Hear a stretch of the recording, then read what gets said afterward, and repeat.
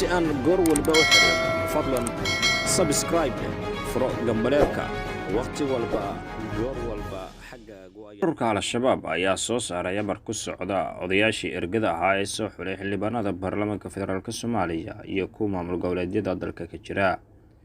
bayaan ka soo baxay hoggaanka sare al-shabaab ayaa waxa odayaashii ergada ahaa ee soo xulay xildhibaanada baarlamaanka loogu qabtay 45 maalmood in ay iska diiwaangeliyaan xarumaha al-shabaab ee dhaca koonfurta iyo bartamaha dalka Soomaaliya.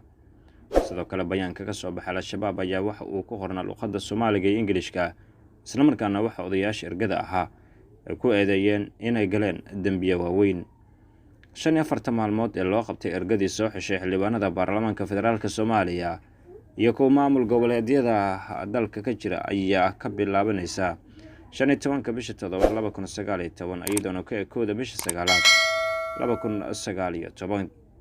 ugu dambeyntii dagaalamayaasha al-shabaab ayaa odayaasha ugu baaqay inay fuliyaan amarkaas, isla markaana sheegay in haddii ay fulin waayaan tallaabo ay ka qaadi doonaan. si kastaba dhawaan ayay ahayd markii xildhibaan ka tirsan golaha baarlamaanka Soomaaliya oo kulanka golaha shacabka ka sheegay in loo yeeray ergadii isaga soo dooratay.